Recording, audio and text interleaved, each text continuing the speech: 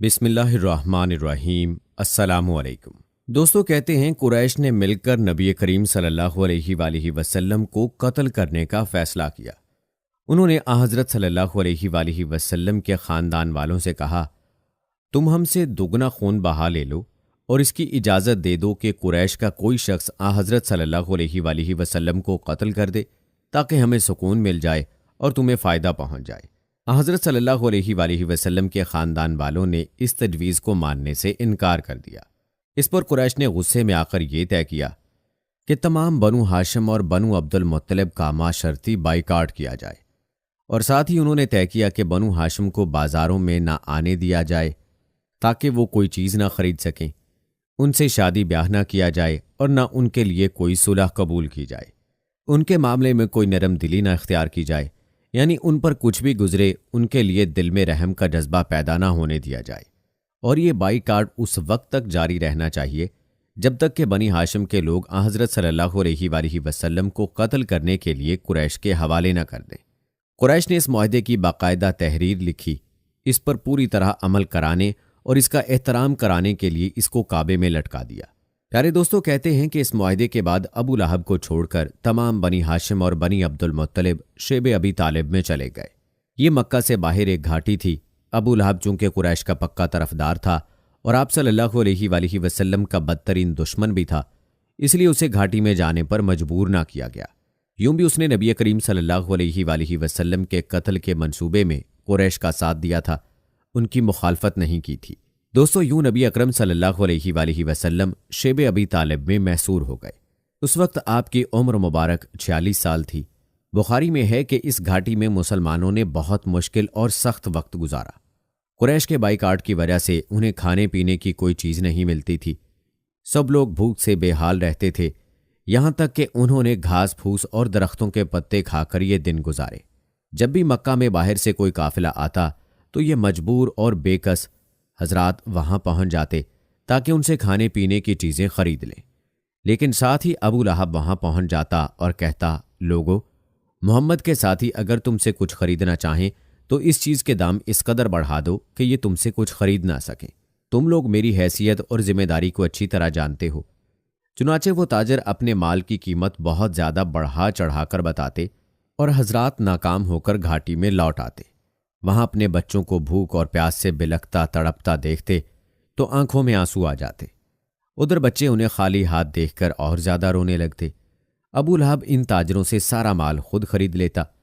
یہاں یہ بات ذہن نشین کر لیں کہ حضرت صلی اللہ علیہ وآلہ وسلم اور ان کے خاندان کے لوگ قریش کے اس معاہدے کے بعد حالات کا رخ دیکھتے ہوئے خود اس گھاٹی میں چلے آئے تھے۔ یہ بات نہیں کہ قریش مکہ نے انہیں گرفتار کر کے وہاں قید کر دیا تھا۔ پیارے دوستو، آپ نے ملاحظہ کیا کہ نبی اکرم صلی اللہ علیہ وآلہ وسلم اور ان کے خاندان اور مسلمانوں کو کس قدر مشکل وقت گزارنا پڑا۔ دوستو، آپ کو بتاتے چلیں کہ اسی بائیکاٹ کے دوران بہت سے مسلمان ہجرت کر کے حبشہ چلے گئے۔ یہ حبشہ کی طرف دوسری ہجرت تھی۔ اس ہجرت میں 38 مردوں اور 12 عورتوں نے حصہ لیا۔ ان لوگوں میں حضرت جعفر بن ابو طالب رضی اللہ تعالی عنہ اور ان کی بیوی اسما بنت امیس رضی اللہ تعالی عنہا بھی تھیں۔ ان میں مقداد بن اسود رضی اللہ تعالی عنہ، عبداللہ بن مسعود رضی اللہ تعالی عنہ، عبید اللہ بن جہش اور اس کی بیوی ام حبیبہ بنت ابو سفیان رضی اللہ تعالی عنہا بھی تھے۔ یہ عبید اللہ بن جہش حبشہ جا کر اسلام سے پھر گیا تھا اور اس نے عیسائی مذہب اختیار کر لیا تھا۔ اسی حالت میں اس کی موت واقع ہوئی۔ اس کی بیوی ام حبیبہ رضی اللہ تعالی عنہا اسلام پر رہیں۔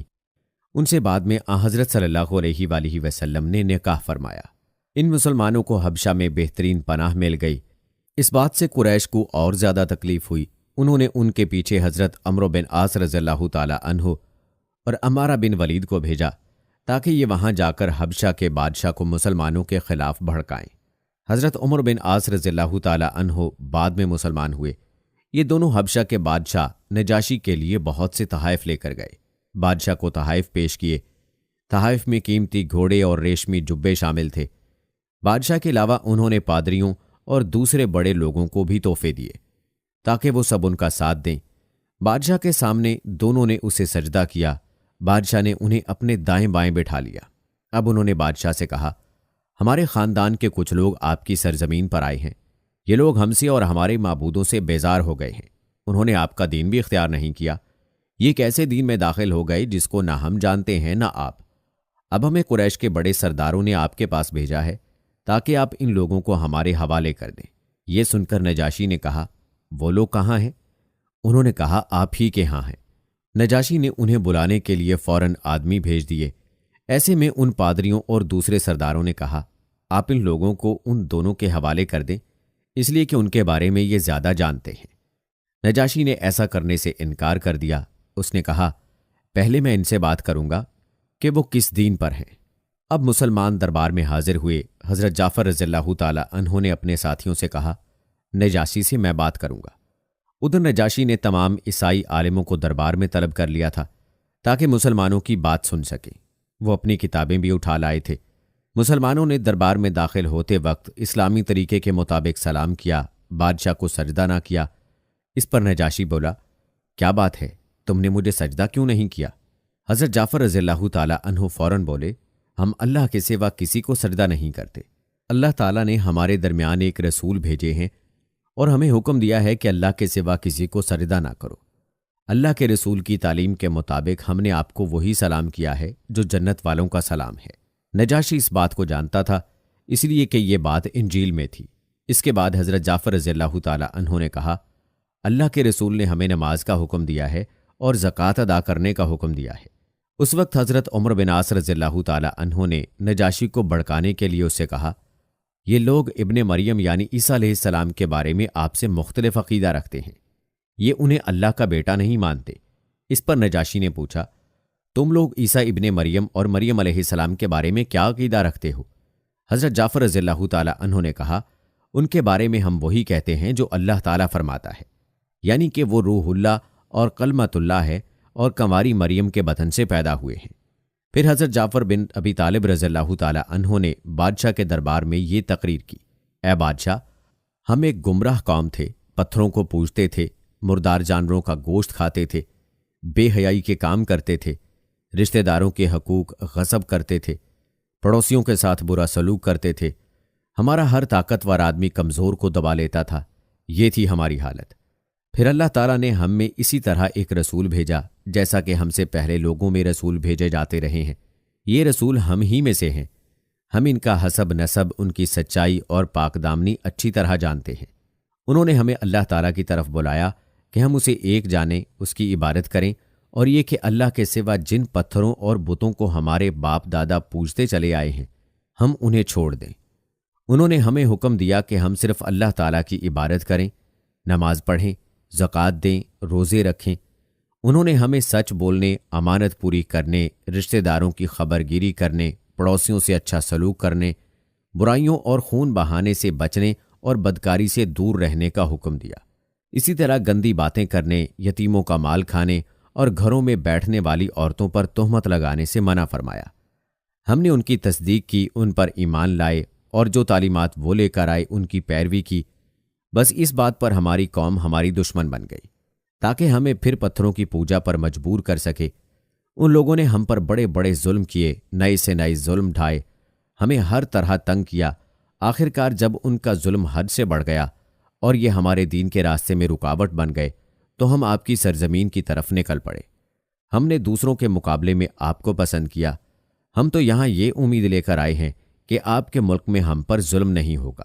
حضرت جعفر رضی اللہ تعالی عنہ کی تقریر سن کر نجاشی نے کہا، کیا آپ کے پاس اپنے نبی پر آنے والی وحی کا کچھ حصہ موجود ہے؟ ہاں موجود ہے، جواب میں حضرت جعفر بولے، وہ مجھے پڑھ کر سنائیں۔ نجاشی بولا۔ اس پر انہوں نے قرآن کریم سے سورہ مریم کی چند ابتدائی آیات پڑھیں۔ آیات سن کر نجاشی اور اس کے درباریوں کی آنکھوں میں آنسو آ گئے۔ نجاشی بولا، ہمیں کچھ اور آیات سناؤ۔ اس پر حضرت جعفر نے کچھ اور آیات سنائیں۔ تب نجاشی نے کہا، اللہ کی قسم، یہ تو وہی کلام ہے جو حضرت عیسیٰ علیہ السلام لے کر آئے تھے۔ خدا کی قسم، میں ان لوگوں کو تمہارے حوالے نہیں کروں گا۔ اس طرح قریشی وفد ناکام لوٹا۔ دوستو، دوسری طرف مکہ کے مسلمان اسی طرح گھاٹی شیب ابی طالب میں مقیم تھے۔ وہ اس میں 3 سال تک رہے۔ یہ 3 سال بہت مصیبتوں کے سال تھے۔ اسی گھاٹی میں حضرت عبداللہ ابن عباس رضی اللہ تعالی عنہ پیدا ہوئے۔ یہ حالات دیکھ کر کچھ نرم دل لوگ بھی غمگین ہوتے تھے۔ ایسے لوگ کچھ کھانا پینا ان حضرات تک کسی نہ کسی طرح پہنچا دیا کرتے تھے۔ ایسے میں اللہ تعالیٰ نے آپ صلی اللہ علیہ وآلہ وسلم کو اطلاع دی کہ قریش کے لکھے ہوئے معاہدے کو دیمک نے چاٹ لیا ہے۔ معاہدے کے الفاظ میں سوائے اللہ کے نام کے اور کچھ باقی نہیں بچا۔ حضرت صلی اللہ علیہ وآلہ وسلم نے یہ بات ابو طالب کو بتائی۔ ابو طالب فوراً گئے اور قریش کے لوگوں سے کہا، تمہارے عہد نامے کو دیمک نے چاٹ لیا ہے اور یہ خبر مجھے میرے بھتیجے نے دی ہے۔ اس معاہدے پر صرف اللہ کا نام باقی رہ گیا ہے۔ اگر بات اسی طرح ہے جیسا کہ میرے بھتیجے نے بتایا ہے تو معاملہ ختم ہو جاتا ہے، لیکن اگر تم اب بھی باز نہ آئے تو پھر سن لو، اللہ کی قسم جب تک ہم میں آخری آدمی بھی باقی ہے اس وقت تک ہم محمد صلی اللہ علیہ وآلہ وسلم کو تمہارے حوالے نہیں کریں گے۔ یہ سن کر قریش نے کہا، ہمیں تمہاری بات منظور ہے، ہم معاہدے کو دیکھ لیتے ہیں۔ انہوں نے معاہدہ منگوایا، اس کو واقعی دیمک چاٹ چکی تھی، صرف اللہ کا نام باقی تھا۔ اس طرح مشرک اس معاہدے سے باز آ گئے۔ دوستو کہتے ہیں کہ یہ معاہدہ جس شخص نے لکھا تھا اس کا ہاتھ شل ہو گیا تھا۔ معاہدے کا یہ حال دیکھنے کے بعد قریشی لوگ شیب ابی طالب پہنچے۔ انہوں نے نبی کریم صلی اللہ علیہ وآلہ وسلم اور آپ کے ساتھیوں سے کہا، آپ اپنے اپنے گھروں میں آ جائیں، وہ معاہدہ اب ختم ہو گیا ہے۔ اس طرح 3 سال بعد نبی اکرم صلی اللہ علیہ وآلہ وسلم اور آپ کے ساتھی اپنے گھروں کو لوٹ آئے اور ظلم کا یہ باب بند ہوا۔ دوستو شیب ابی طالب کے بارے میں آپ کو بتاتے چلیں کہ یہ مکہ کے قریب ایک پہاڑ کی گھاٹی کا نام ہے، جہاں 7 نبوی بامطابق ستمبر 615 عیسوی میں حضور صلی اللہ علیہ وآلہ وسلم اور خاندان بنو ہاشم کو پناہ لینی پڑی۔ یہ نتیجہ تھا اس ظالمانہ منصوبے کا جو قریش مکہ نے دعوت اسلامی کی آواز کو دبانے کے لیے اور نبی صلی اللہ علیہ وآلہ وسلم کو قتل کرنے کے لیے بنایا تھا، یعنی بنو ہاشم سے ہر طرح کے تعلقات توڑ لیے جائیں۔ یہ سوشل بائیکاٹ محرم 10 نبوی تک تقریباً 3 سال جاری رہا۔ اس دوران میں حضور صلی اللہ علیہ وآلہ وسلم اور ان کے خاندان کو نہایت مشکلات کا سامنا رہا، جس کا تفصیلی تذکرہ آپ نے ملاحظہ کیا۔